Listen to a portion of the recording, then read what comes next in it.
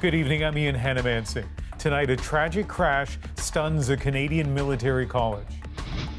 4 cadets killed right at the end of the school term, just weeks before graduation. 4 at a time, under such circumstances, it's tough. I'll be here on this hill fighting. Another protest rolls into Ottawa. You want to come and act like an idiot? You're not welcome. But this time, the city says it's ready. The shooter in the Nova Scotia rampage got his guns illegally in the U.S. The results here are so horrific. CBC News investigates why no one there is being charged. Matea. What is stop, drop, and roll? Yes. Frittata? Right. Who's Afraid of Virginia Woolf? Correct again. Matea Roach's thrilling winning streak hits home in Nova Scotia. Some of her responses were just kind of looking around the room going, where did that come from? We hear from her 2 biggest fans, Mom and Dad. This is The National. Spring is traditionally a time of celebration at campuses across the country as universities hold their graduation ceremonies. But not at Royal Military College of Canada in Kingston, Ontario, where tonight they are mourning the sudden death of 4 officer cadets. Just one day before the end of the term, these 4 young men just about to graduate when they were killed in an incident in the early hours of the morning. Emergency crews were called after a vehicle went into the water off the Point Frederick Peninsula. That area is just east of downtown, and it's on the western side of Canadian Forces Base Kingston. Jorge Barrera is in Kingston tonight with more on the lives lost and how the community is trying to cope. The aftermath of a tragedy pulled from the waters along the campus shore of the Royal Military College in Kingston, Ontario. Kingston firefighters were in the water. It appeared that they were taking out multiple victims. There was approximately 4 or 5 EMS units. Lucas Mulder saw the aftermath of the crash and the desperate efforts to revive victims. From the looks of it, when I was standing here, it looked like there were first responders giving CPR to the victims. Little is known about what happened off Point Frederick. These 4 amazing young adults were 4th-year students. Commodore Jose Kurtz is commandant of RMC. She said the military community is grappling with these losses. The Royal Military College is a university like any other Canadian university, but it's a small university. We pretty much all know each other. I live here. I see those young people every day. And so 4 at a time, under such circumstances, it's tough. She confirmed the incident happened at 2 a.m.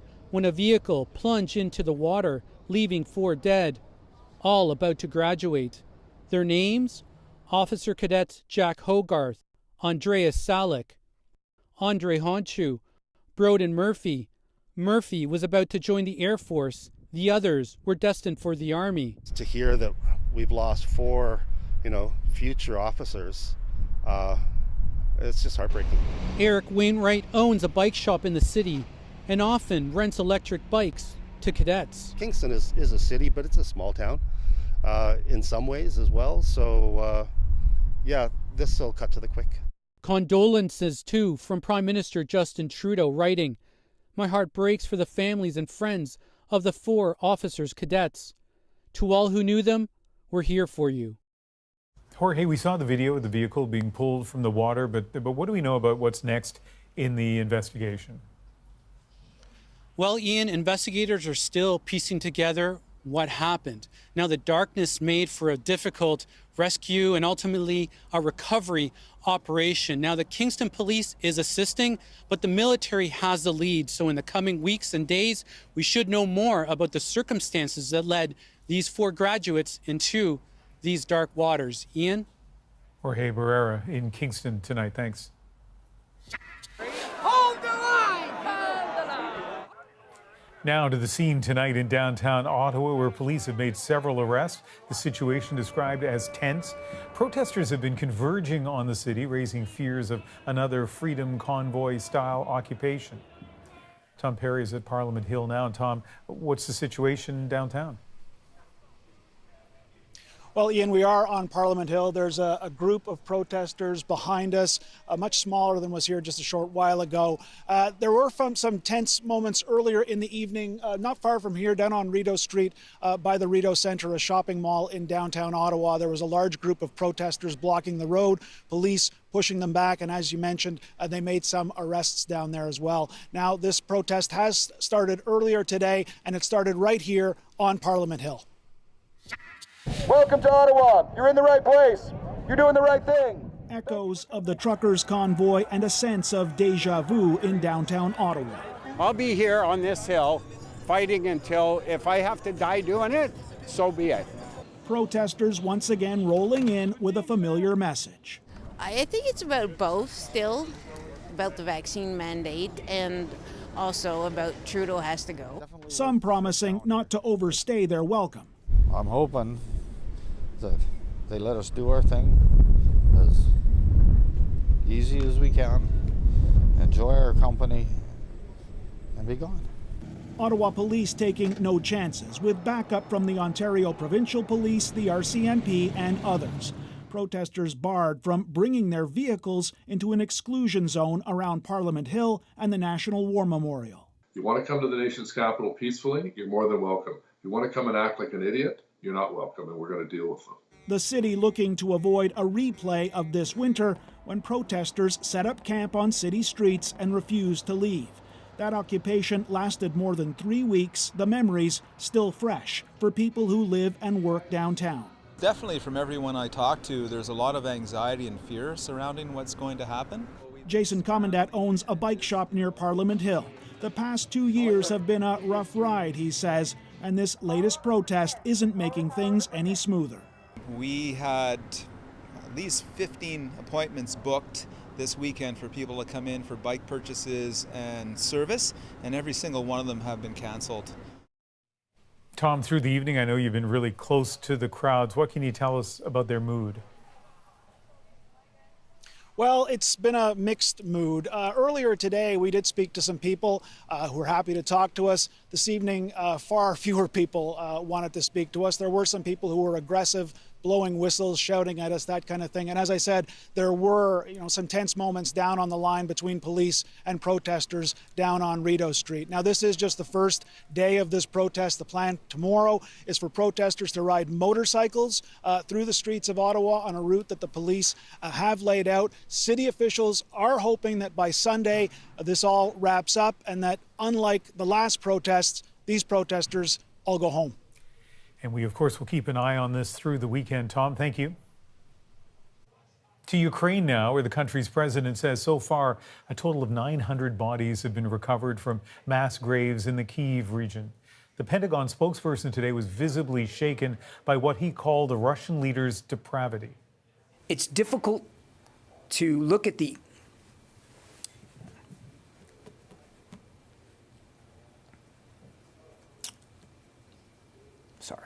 It's difficult to look at some of the images and imagine that any well-thinking, serious, mature leader would do that. The horrors of the war's first phase add to fears about the days and weeks to come. In the east, Ukraine is slowly losing ground. Russia's grip on the south of the country tightening. And as David Common shows us, even in the capital, civilians are still under threat. The chaotic aftermath of a Russian missile attack in the heart of Ukraine's capital, hurtling into an apartment, cracking the building's outer wall. Now, the actual target of the attack was over here, a munitions factory where Ukraine builds bombs. But one of the Russian missiles fell short. That's why this building got struck. And yet again, civilians caught in the middle. Firefighters found the body of a 55-year-old woman, a Ukrainian journalist, in her apartment. Others were injured, including Ludmila, left bleeding from the ears in the shockwave. It is a second tragedy for her granddaughter, Marina Zadanovich. Last month, her mother and son were out of town and became trapped in an area under Russian attack They tried to leave using a boat, she says. One boat made it, one didn't. They only just buried her 4-year-old son, Sasha. And now this. How does she keep strong?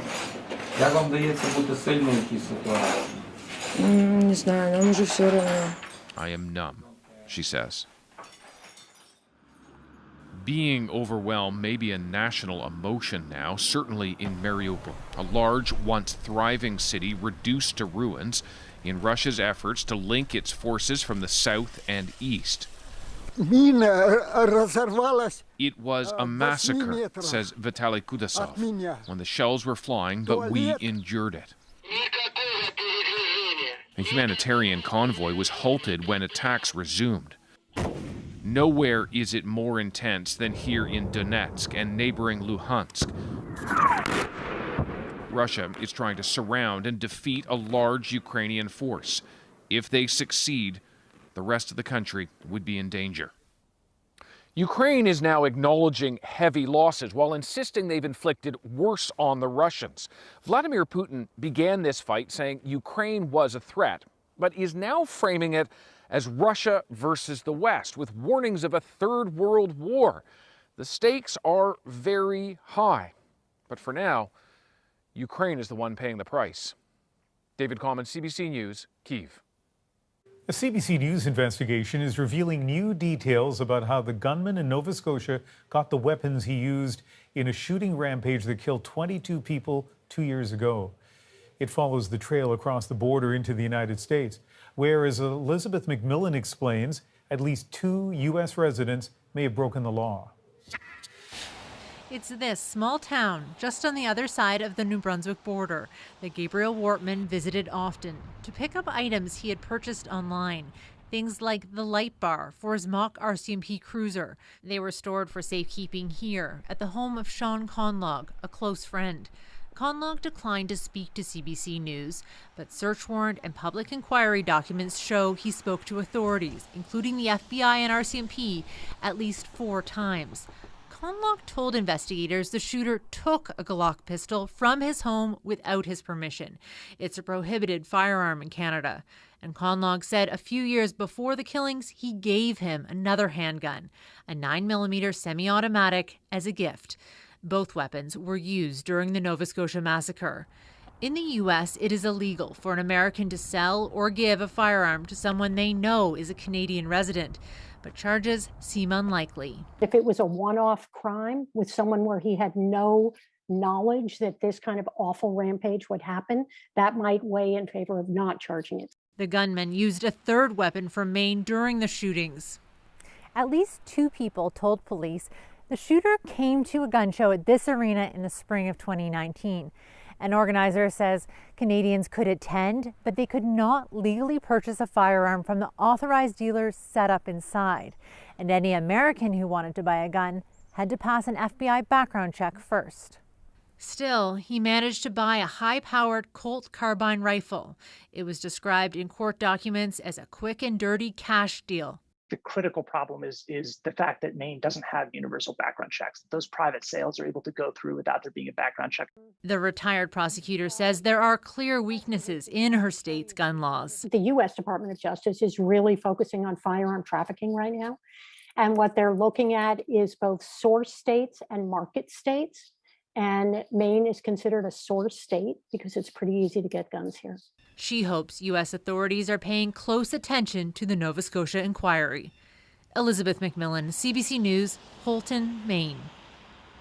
And that inquiry is expected to submit its interim report this weekend, but those who lost family members in the shooting remain very critical of the process. So I feel they're in bed with the RCMP and the government, and the families and the legal teams are left fighting us alone. Coming up, perspectives on how the inquiry has been going so far from a man who lost his wife in the shooting and a lawyer representing many of the victims' families. Let's turn now to COVID and what's next for the country's youngest children. Today, Moderna applied for Health Canada approval of a COVID vaccine for kids under the age of 5. Lindsay Duncombe looks into how some parents feel about letting them get the shot. Some parents welcome the news that Health Canada is reviewing Moderna's vaccine for the littlest Canadians. Awesome.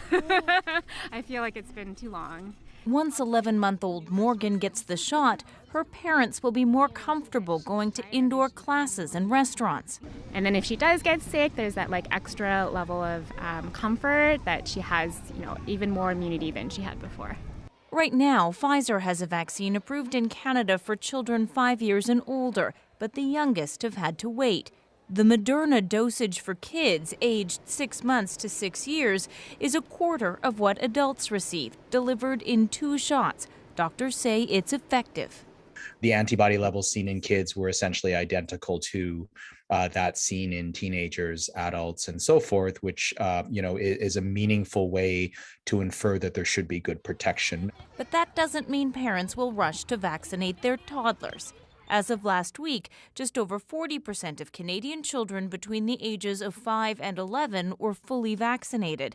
That's less than half the rate for older children and teenagers.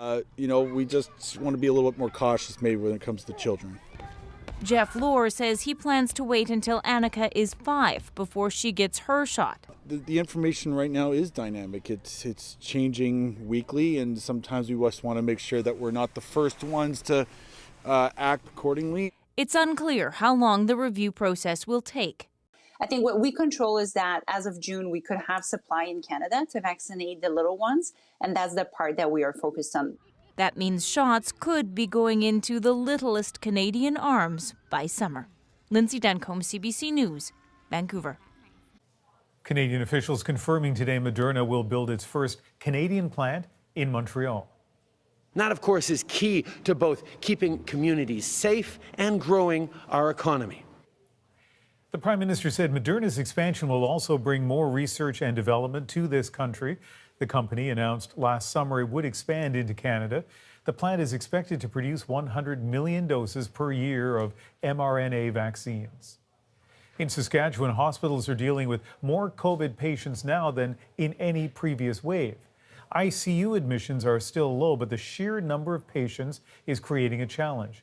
And as Bonnie Allen shows us, some have been hospitalized for long stretches of time. For 66-year-old Ken Roth, this is a rare moment beyond the walls of St. Paul's Hospital in Saskatoon. He's been a COVID-19 patient there for 279 days, but is still too weak to stand or walk. Lots of ups and downs. It hurts my heart. Sorry. Roth contracted COVID last July and spent weeks in a coma. His recovery has been slow and difficult, to say the least. When Saskatchewan ICUs were overwhelmed last October, he was shipped to Ontario, then back to Saskatoon. Here, he's 600 kilometers from his northern village. My wife, my daughter, and her kids been living in a hotel for 9 months. That's a really hard toll on them. A few times I came in even 3 o'clock in the morning to calm him down because of anxiety attacks that he was having. Roth is one of more than 400 COVID patients in Saskatchewan at the moment. More than half are there for other illnesses, but also test positive for COVID. Only about 20 are in the ICU. COVID is in our communities. What we're seeing is the COVID of today is not the COVID that we saw of the fall. As for long stays, if you look at a 6-month period from October to the end of March, nearly 3,600 people were admitted to hospital with COVID. Of those people, 98 stayed more than 60 days. The costs are beyond belief. This infectious disease doctor says there are fewer critically ill COVID patients now, but still. The overall amount of energy and work and system resources and people and everything else required in order to keep those people alive is astronomical. You will be sorry if you get like I did. Roth hopes to begin rehab and get back on his feet soon. If he can stand on his own and take a couple steps, I'm going to take him home. That's my goal, is to take him home. He doesn't want to spend an entire year in the hospital. Bonnie Allen, CBC News, Saskatoon. The first human case of a new strain of bird flu has been found in the U.S. A Colorado inmate working on a poultry farm has tested positive. While the risk to humans is low, efforts to stop the spread among birds are ramping up here at home, even in some backyards. Julie Wong shows us what's being done. A trip to the backyard coop looks a little different for Danny Downs. Hey, girls. The Edmonton man is taking extra care these days because of the avian flu. We make sure our hands are sanitized, our boots are clean, and we also limit how visitors interact with the hens. 9 provinces have reported avian influenza since December. 7 currently have cases. It's spread through contaminated footwear, bird saliva, and feces. Extremely transmissible, it can cause severe illness and death in chickens, turkeys, pet, and wild birds. It's a concern for large producers, but is top of mind for others. Bird hobby stores say if you have a bird feeder, clean it often. If you have backyard hens, take those feeders down to prevent birds from gathering. They can certainly bring the contaminant or bring the virus into the area. Risk to humans is low, but 1 case of human transmission has been reported in Colorado. Usually you'll see it in people who are working directly with poultry in the poultry industry. It could just be a one-off incident and nothing else will happen. But influenza, as we know, based on our annual vaccines for influenza, it changes pretty quickly. Experts say humans should avoid handling birds that look confused, weak, or unable to stand.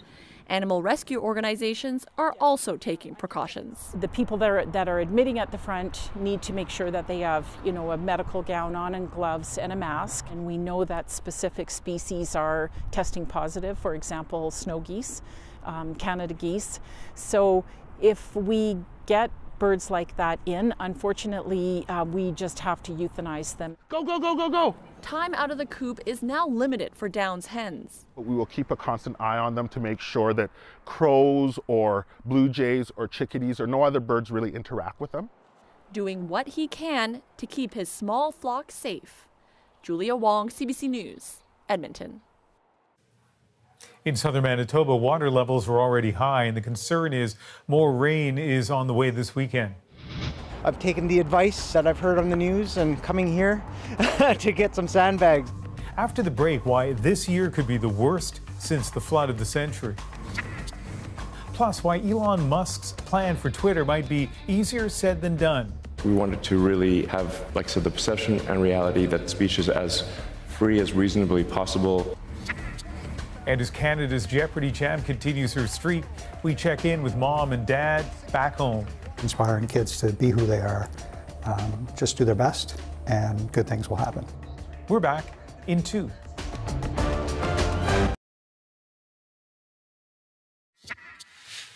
People in southern Manitoba are bracing for major flooding. We had some water in the basement at the last storm just a few days ago, it seems like. So I've taken the advice that I've heard on the news and coming here to get some sandbags. Forecasters say the Red River could reach the highest level it's been since 1997. That was known as the flood of the century. Officials, though, say they are ready. Our emergency response system has ramped up, and we are well positioned to respond to the events that might come our way. The province is expected to shut down Highway 75 all the way to the U.S. In rural municipalities, some closures have already occurred, and evacuation notices are going out to some homes. Police in British Columbia say they've identified a possible suspect after an incident outside a mosque in the city of Surrey. It happened after Ramadan prayers Wednesday.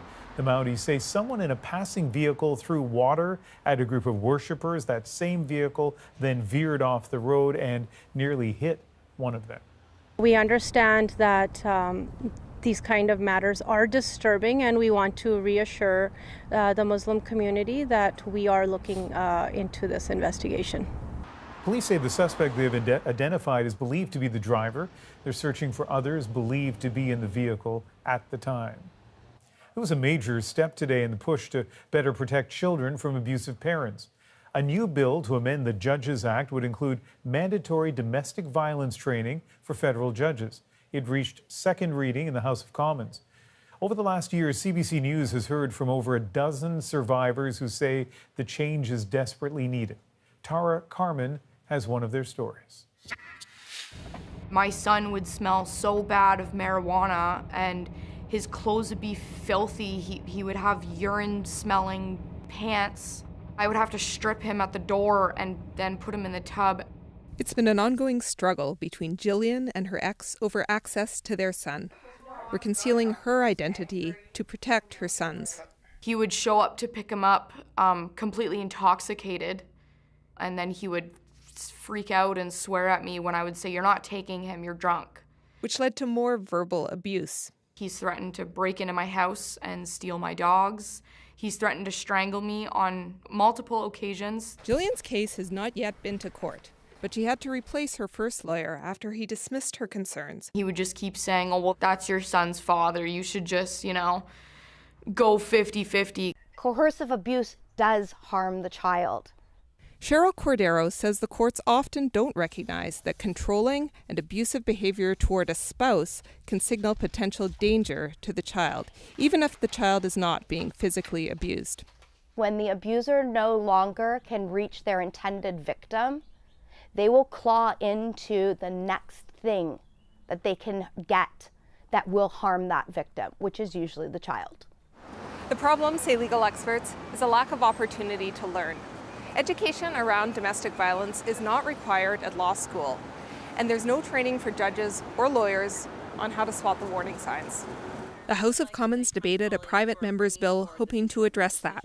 It is imperative for our judiciary to have access to complete training on complex and evolving matters. If passed, it would add intimate partner violence and coercive control to the continuing education federal judges are required to undertake. It was inspired by the death of 4-year-old Ontario girl Kira Kagan, who was found dead with her father 2 years ago in what the family believes was a murder-suicide. Kira's mother and stepfather were watching. As I started to recount the abuse I experienced at the hands of my ex-husband, the judge stopped me and said that it is not relevant to parenting. But the law would not apply to provincial judges or lawyers, leaving some survivors feeling unprotected. Tara Carmen, CBC News, Vancouver. Next, we'll go beyond the headlines of the inquiry into the mass shooting in Nova Scotia. We'll hear from the husband of one of the people killed 2 years ago and why he's upset by how the inquiry has unfolded. Plus, well, here we are again. Why Celine Dion is apologizing to her fans again. All that is still ahead.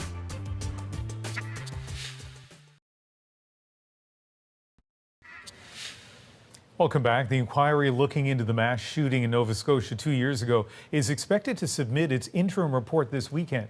Tonight, we want to go beyond the headlines and look into criticism from some of the victims' families that they're not getting the details of what happened. We're just kept in the dark and we're just fed lip service to make us feel better, thinking we're going to go away, and we're not. The Mass Casualty Commission is trying to establish what happened over those 13 hours 2 years ago when a gunman murdered 22 people. This week we learned more about the replica police car he used. Now it says here, column saying it was a police car. The commission revealed that as the massacre unfolded, police seemed unaware of how realistic the replica vehicle actually was. And even after they figured that out, it was still hours before they warned the public. But as you're about to hear, there are still a lot of questions. Nick Beaton joins us. His pregnant wife, Kristen, was one of the victims, and Michael Scott is a lawyer representing many of the victims' families. And Nick, I know this is a difficult topic for you, so I appreciate you talking with us this evening.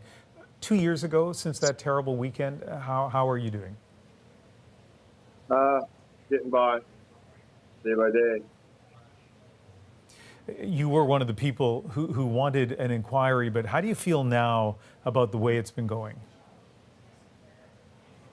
Disappointed, upset, hurt, pissed off, anything but happy.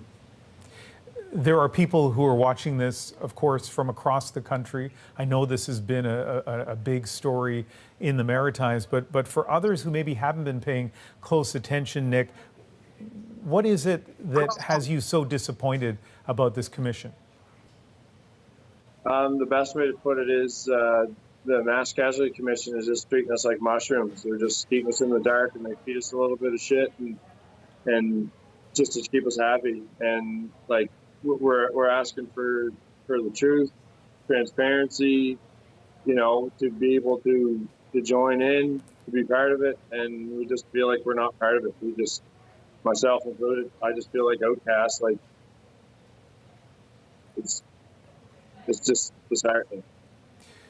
We're going to talk more about that. Mike, from your perspective as a lawyer, what do you think the Commission could be doing differently or should be doing differently to give Nick and others what they want here? Well, thanks for having us, Ian. I think the issues that we've been having have been issues since the beginning of this process, and it appears that there's a fundamental difference between our clients' view of how the inquiry should proceed and the way the Mass Casualty Commission views it. You know, our clients are primarily interested in getting some of their questions answered openly and candidly and transparently. And we've had serious concerns throughout the process with getting information, getting clear information, hearing from witnesses all the way throughout. And our concern is that we're going to get to the end of this and we're not going to have learned much more than we knew when we started. So, you know, Mike, over the years, I've covered a lot of public inquiries, and they have gotten to the truth or some version of it. I mean, people, commission counsel, lawyers have been fearless in asking tough questions and getting the answers that they need. What's different about this one? Can you give us an example of where the commission hasn't gone far enough? There appears to be an intention to try a different style of public inquiry in this case. Normally, there are different formats for public inquiries, but this one seems to be focused very heavily on bypassing the need for things like witness evidence, which is absolutely critical in any public inquiry. So we've had very heavy reliance on things like foundational documents and witness statements and things like that. So it's not so much that we've been missing the topic areas. We've certainly been covering those. I think the concern that we have, and certainly that our clients have, is that we don't appear to be going particularly deep into those issues because we're just not hearing the level of detail or enough witnesses to really get down to the issues that matter. I want to play for both of you a clip from the commissioner's opening speech. Here it is. Some people are concerned about the Commission's independence, believing that we may be susceptible to covering up for either the RCMP or for government. Let me assure you, nothing could be further from the truth. So, Nick, from your perspective, do you feel like this commission is acting in a way that is independent from the government and the RCMP? Honestly, Ian, I'm fighting back the laughter after you just playing that clip because I feel like they almost will be wearing an RCMP uniform because I don't feel that they're acting independently at all with this. I feel they're in bed with the RCMP and the government, and the families and the legal teams are left fighting this alone. Again, still. Mike, one of the issues here, and I appreciate the sensitivity, right? The RCMP, or at least a representative for the Mounties, saying that some of the members didn't want to testify because this is too traumatic for them, which I'm sure it is to an extent, but do you need to hear from those members? Of course we need to hear from the members. And you know, what's been concerning in this particular instance is the suggestion that this is an unusual situation. We deal with this every day, both in terms of police officers and different kinds of witnesses, victims and crimes.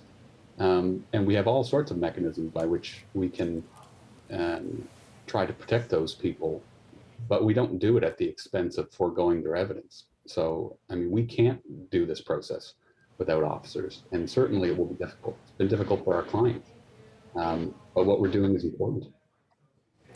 Nick, last word to you. Maybe really the point is last word to Kristen and all of the other victims of what happened 2 years ago.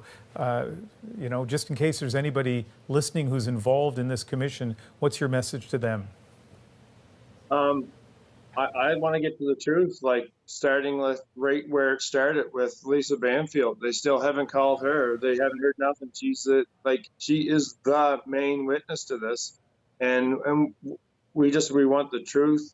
We want it dug into, and we want them to start doing their job. Like, they're saying trauma informed, and they're basically just licking the icing off the cake and not butting into the cake is how I feel. And it's about time they start digging in and doing their job and doing what they're hired to do. And we need that. Honestly, if the 3 of them got drug out of there and 3 other people got put in right now, I'd be very happy with that, but I can't see that happening. It's just disheartening because here I am again fighting again against the people that we fought to get in place to do the fighting for us. Well, Nick and Mike, I hope you and other families get the answers that they need. Thank you very much for speaking with us about this tonight. Thanks, Ian. Elon Musk's deal to buy Twitter this week has some worried about what it means for the future of the platform. It will increase the likelihood that Twitter will be exploited as a tool of surveillance and repression. Coming up, how Musk's plans for greater freedom of speech may be complicated. Plus, this is Jeopardy! The amazing streak continues. Coming up, we'll hear from Matea Roach's 2 biggest fans.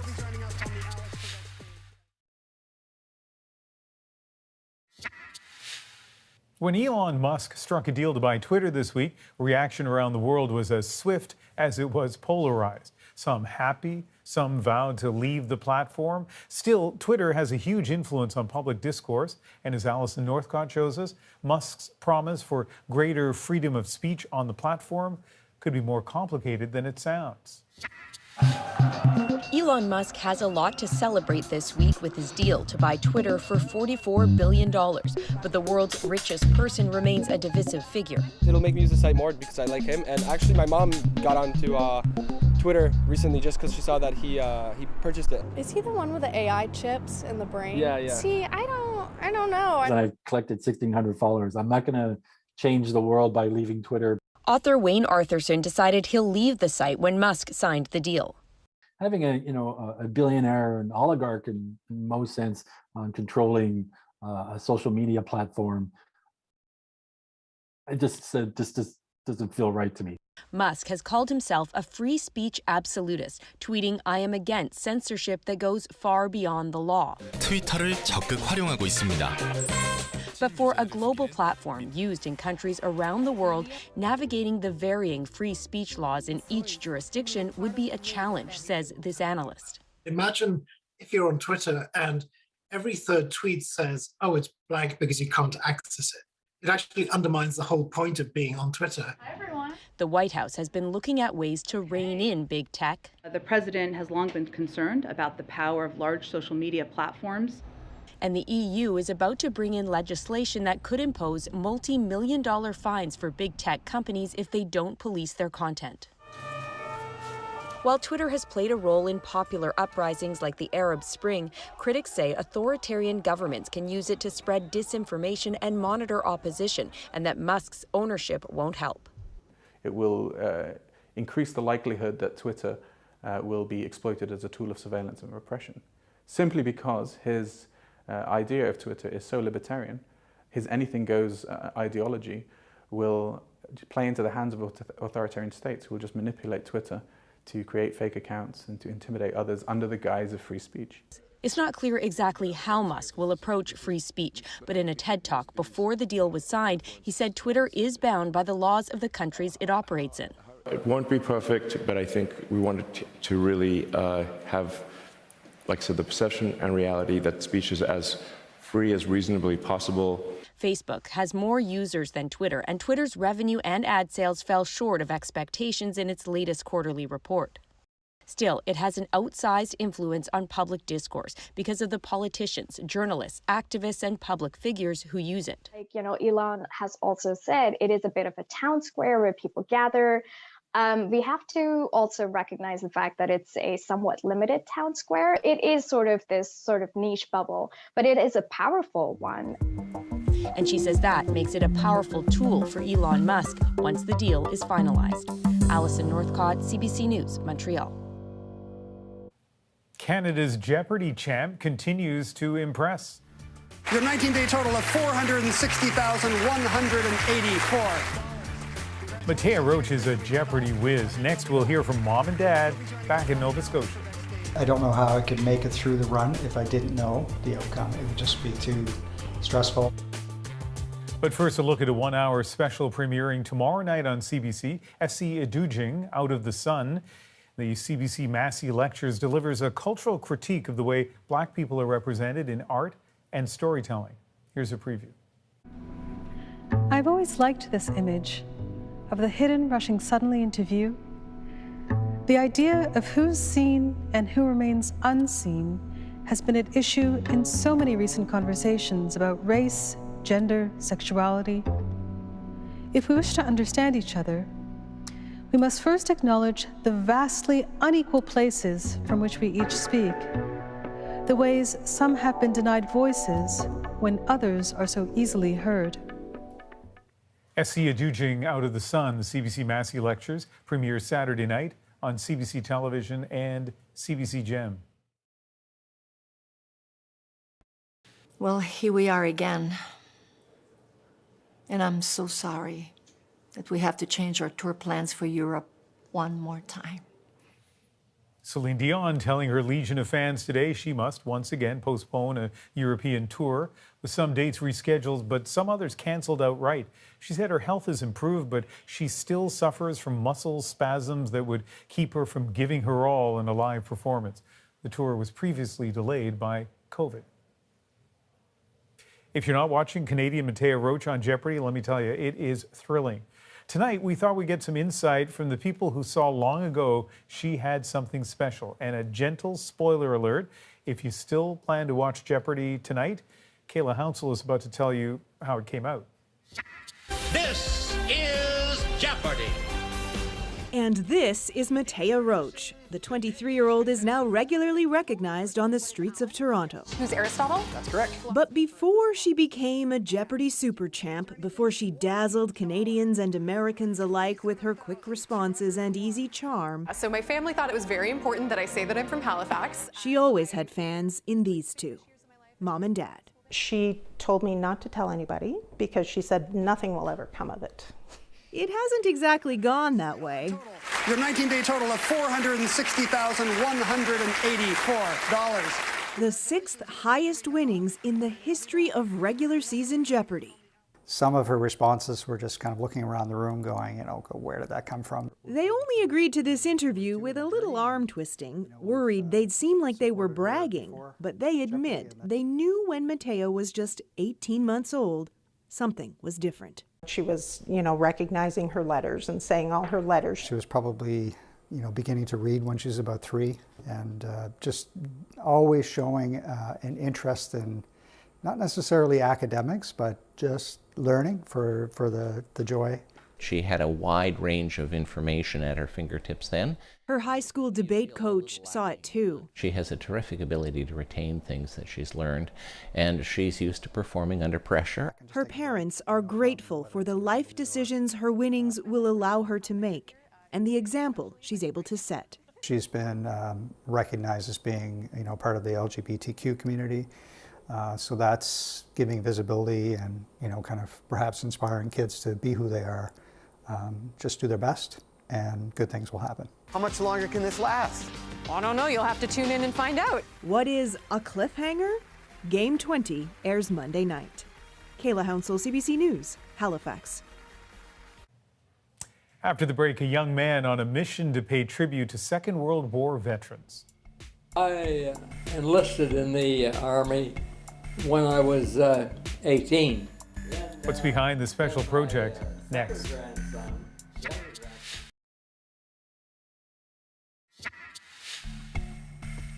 Rishi Sharma is racing against time. He's trying to memorialize every last living veteran from the Second World War, interviewing combat veterans across Canada, the United States, the UK, and Australia. The 24-year-old is back in Toronto for the first time since the pandemic to put a spotlight on veteran stories. And all of this is our moment. I enlisted in the Army when I was 18 in Toronto, and I was trained as a gunner operator in a tank. I'll tell you a little history on that, if I may. The Atlantic Renfrew Scottish, before that, was it was the anti-aircraft unit. When I started these interviews out of high school, I made a commitment to keep interviewing World War II combat veterans until there was no longer any. And I'm still keeping that commitment. I've given up 5 years. It's really hard to put it in words, to be honest with you. It's very, very tough. You meet a lot of nice guys. We all stuck together like glue, you know. My goal is just to make sure that future generations understand the sacrifices made by the World War II generation for our way of life and our freedoms. And it's important for me, from a historical perspective, to make sure that the Canadian perspective is preserved. Such a simple, elegant, important project to be working on. He's got 101,000 subscribers on YouTube, and his most watched video has 2.1 million views. That is the National for April 29th. Join me Sunday for Cross Country Checkup on CBC Radio and CBC News Network. And later that night, right back here for the National. Good night.